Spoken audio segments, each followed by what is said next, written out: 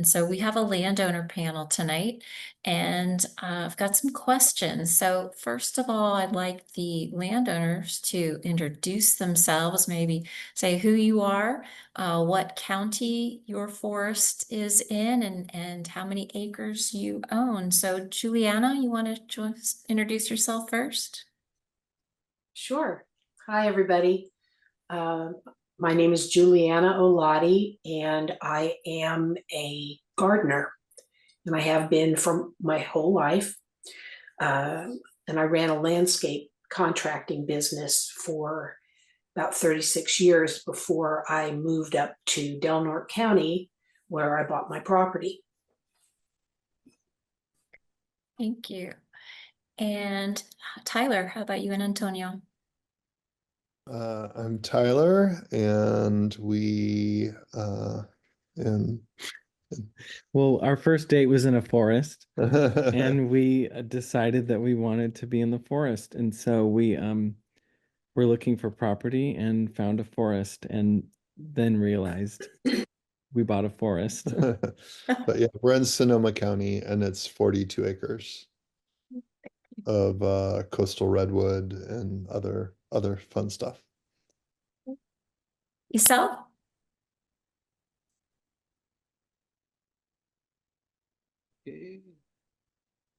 Hello, my name is Esau Rosales. I'm a cabinet maker in LA County, and I kind of just jumped for it one day during the pandemic, and got together some money and bought 10 acres in LA County in a north-facing high desert area. That's mainly scrub oak and pinyon juniper, and yeah, it's just been pretty fun.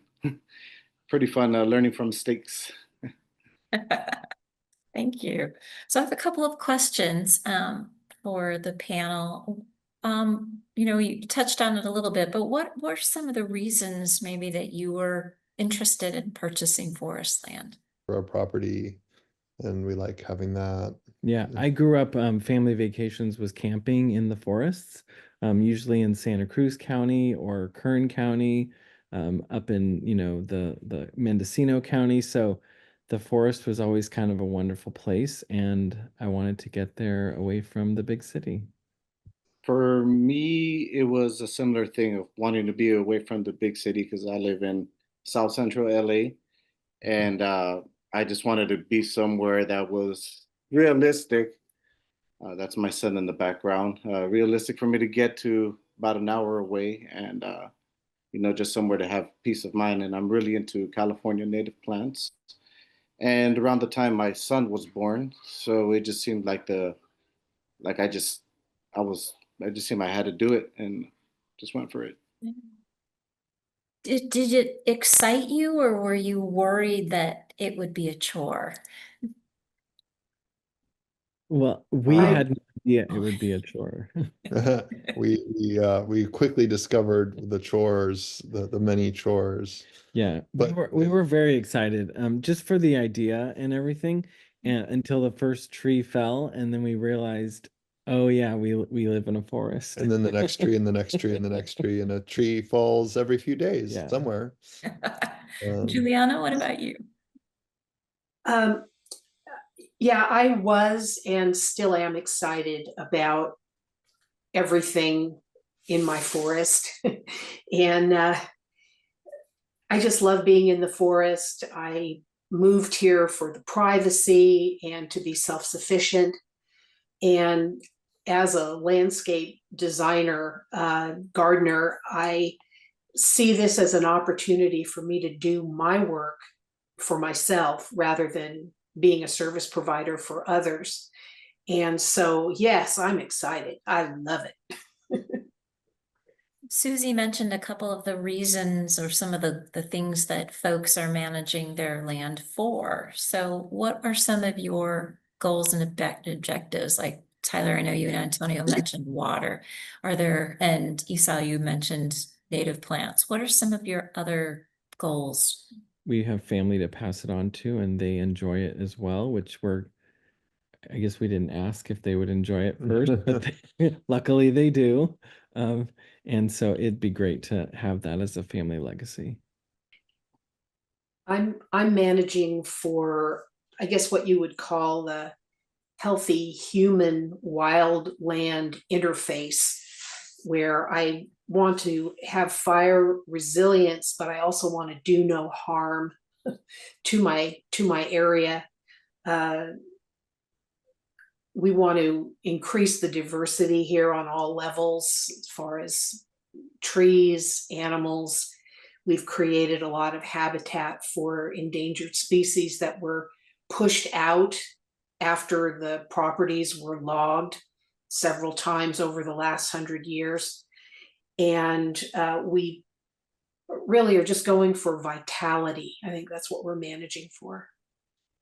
I'm managing for pinyon propagation. So it's a nut-bearing tree that yields when it's about 100 years old. So in doing so, I'm also, my concept is to, again, pass it down to my son, but beyond him, to other generations who might one day enjoy a crop that, great grandfather or someone, planted there. What forest health conditions are occurring in your forest, and did you know about this before you bought it? Juliana, do you want to go first? Sure. I'm up in Del Norte County, and we have a lot of water here, a lot of rain and a lot of water running all over the place. And my property is very steep and rugged, southeast and southwest facing slopes. So because the property was clear cut several times over the 100 years, we had rampant regrowth of tan oak, California bay laurel, and sort of shrubby, brushy stuff, and also a really dense monoculture of huckleberry that just choked out everything else. So this was the existing condition of the property when I purchased it. And yes, I knew because you couldn't, it was just impenetrable. Literally, if I wanted to hike the property, I would have to follow bear trails, and the bears make tunnels through the huckleberry where you crawl on your hands and knees through these huge thickets of huckleberry and tan oak and laurel understory. It was just insane. Tyler, what about you and Antonio? Well, I think I'd say that we didn't realize what we were getting into with that until afterwards. I mean, we were aware of some of the erosion, definitely saw lots of, trees down and things like that and stuff. But I think it wasn't until after we took some of the classes through you, did fire or tree school, spent more time learning, sort of realized that there was a lot of fuel on the ground, and that's a bad thing, and fire risk and stuff like that we didn't quite realize. So we've learned a lot. We've now hired a forester, have a forest plan, and have some plans to try and clean up a lot of that. But I mean, one of the things that I think is worth mentioning that you guys hinted at that is like a really big deal is there is a lot of grant money available to help with all of these types of cleanups on your property, but you got to go through all these different hoops to get there, right? You have to have a forester with a plan, and then you have to submit for the grants, and you have to go through a funding cycle and do that. But potentially, I mean, we're being told that, there's thousands of dollars per acre available, in these grant cycles to help with cleaning up things and repairing roads and other things like that. So Yeah, yes. we got interested in, well, tree school was the first one, and it was because of a neighbor. So there's a neighboring, we're 42 acres, most everyone here is 40 acres. And a neighbor put out a bulletin that said, oh, there's this tree school, and I just signed us up. And we went, and then that's when we realized, oh, like we essentially have a giant garden that we now have to tend to, and the previous owners neglected it. They truly, Truly. if less than neglect is a thing, they harmed it. Really, they kept a lot of animals that aren't native, and didn't caused a lot of erosion and things like that. And so we've had to both keep up with that and mitigate some of the things that they started. I noticed there's a question about insurance. We were concerned about that as well, and we found a broker that could find all the options. And it turns out the option that was right or best, or Well, maybe the only only- option, was Cal Fair. And It is expensive. it is expensive, and we didn't like it, but it was the only option, and we did our best and decided that that was what it was going to cost, and Well, and decided if we could live with it. Yeah, And CFIP, yes, we're going to apply to, I think, a couple different grants and see what we get. But CFIP, yes. What was Yeah, the other one? Equip is the Oh, one we're Equip. mostly going through, I think. But we're there's lots of, there was even money to help do the plan. The school we went through, the course we went through with you, helped with the plan. There's an endless supply of people that want to help if you do the legwork, and they'll even help you with the legwork. So we've enjoyed that part. Yeah. yeah, There's a lot of little rules though. Like we found out. So there's money to help you put together a forestry plan, but you have to apply for that and have them grant it before you start creating the plan. So we were already in the process of working with our forester and asked about that. They're like, oh, it's too late. You missed it because you can't, once you've started, you can't, get it. So there's a lot of little rules. So going Right. to people like Kim and getting help for, how to navigate that stuff, and going to all these classes and stuff is really helpful. Yeah. Yeah, and we'll be talking more about insurance in the second and third series or sessions of this series. Esau, what about you? What was the condition of your forest, and did you have a sense of its health before you purchased? I had no idea as well, like what I was getting into. I just, just felt really passionate about doing it. But after taking the forest stewardship workshop, I got in. I learned that it's probably a good idea to speak with the previous owners, and they kind of gave me a little download on what they kind of inherited pretty much, and I learned that there had been a big opinion die-off about 2007, and so then I kind of started really looking at the land with ends, just realizing how it's might just be like a like on an upswing or something on its health, because it seems to be regenerating for the most part, but the opinion needs a lot of help. But yeah, just learning as I go, and implementing what I learned in the workshop has really helped out. There's a lot of like dead trees around and things that need to be cleaned up, but there's things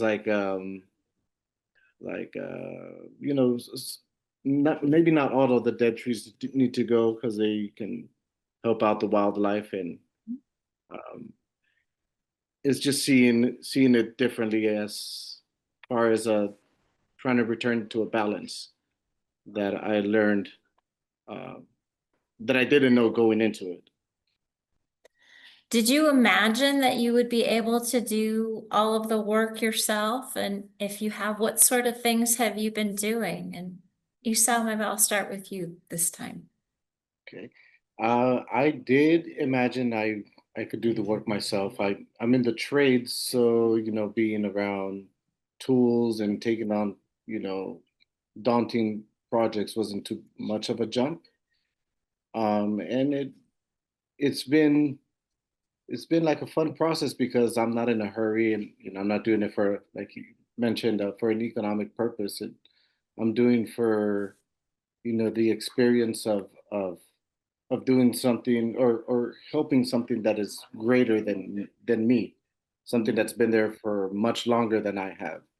So just kind of exploring that relationship has been kind of what my purpose of going out there has been.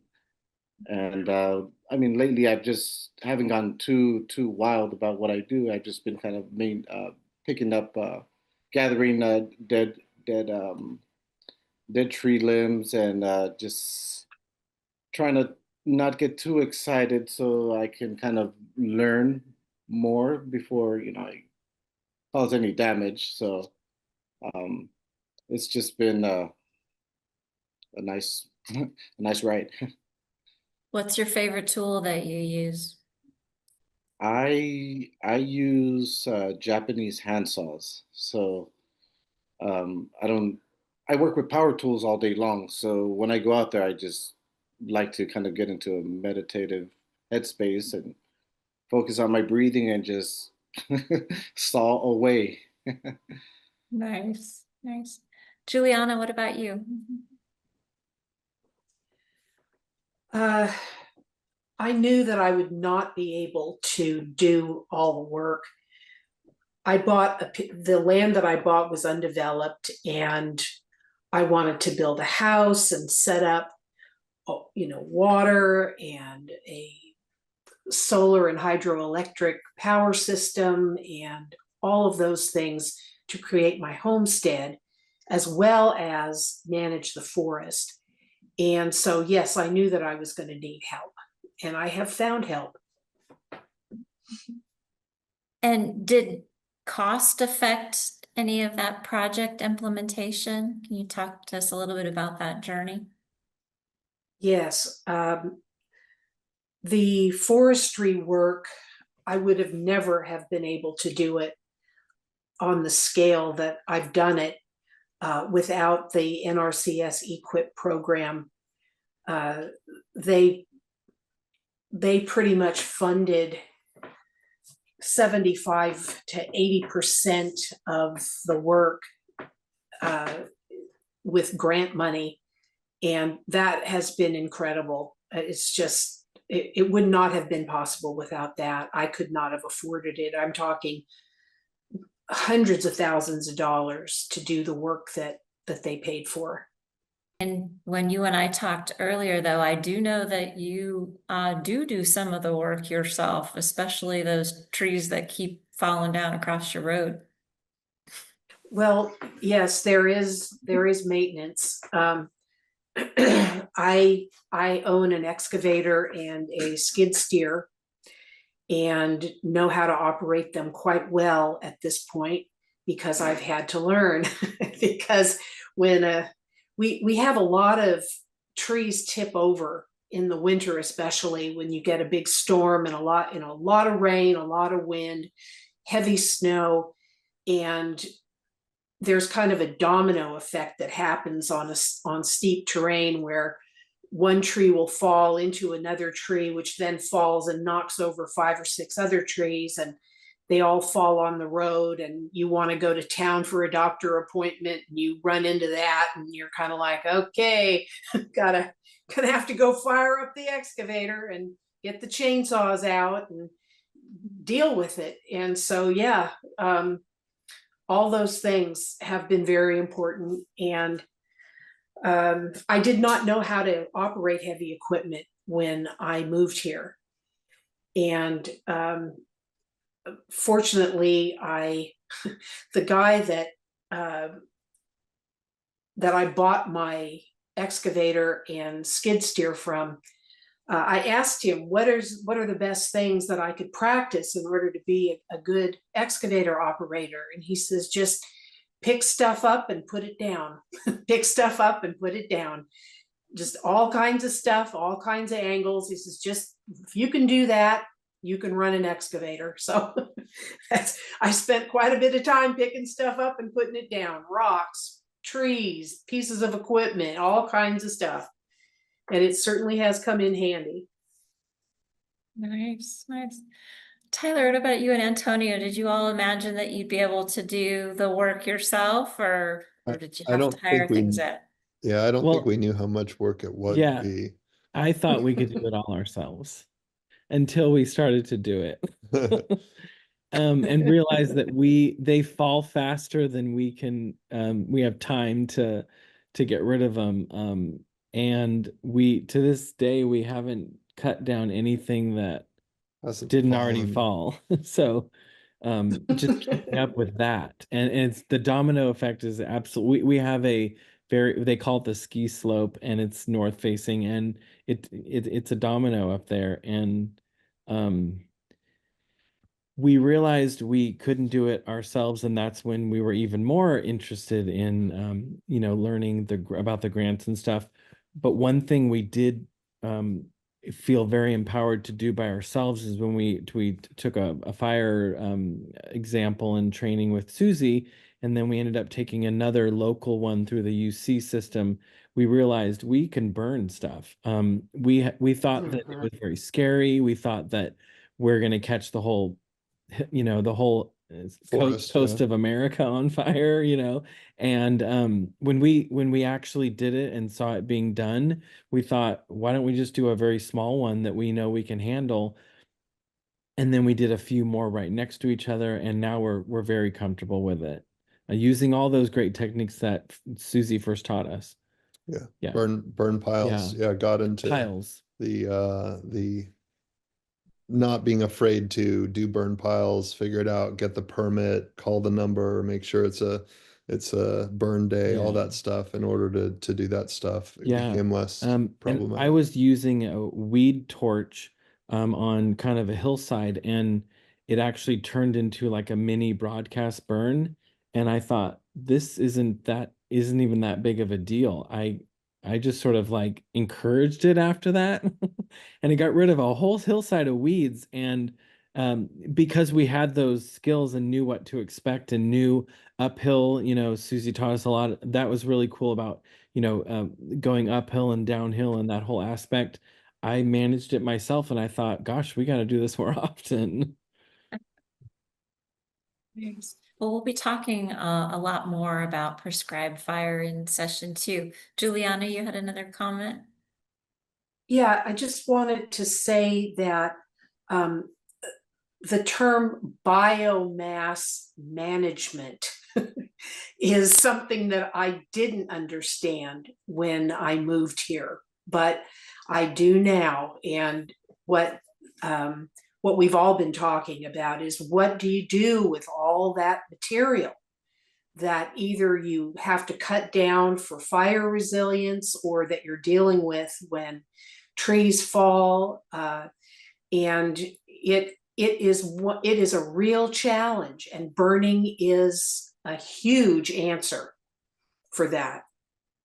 Well, I certainly appreciate the panel's input. Is there any last minute or last thoughts or advice that you would offer those that are looking to buy forest land or are new to forest land ownership?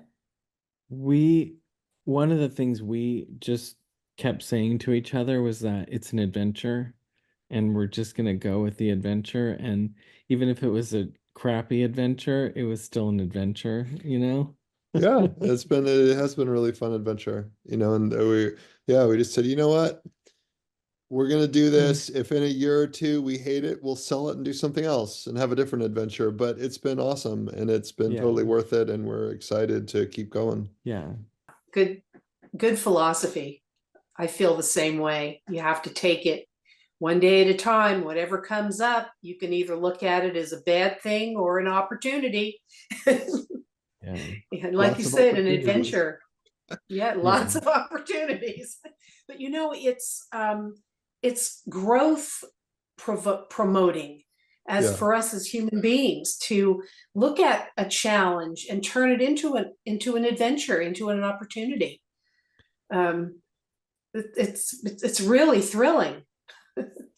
Yeah, and I think it was the forest stewardship course when we really realized we didn't just buy a forest, we became and now have a responsibility to be stewards of this land because we bought it because we love the forest, and t now we have to be responsible, and it Yeah, really changed our whole views of it.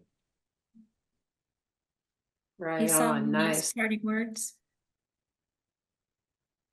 For me, it's been learning how not to be intimidated by the daunting task. And, you know, coming from an artistic background, seeing it with the lens as another medium, really to, you know, kind of explore the creative process has really made it so that I walk in there and I'm not, you know, overwhelmed by everything.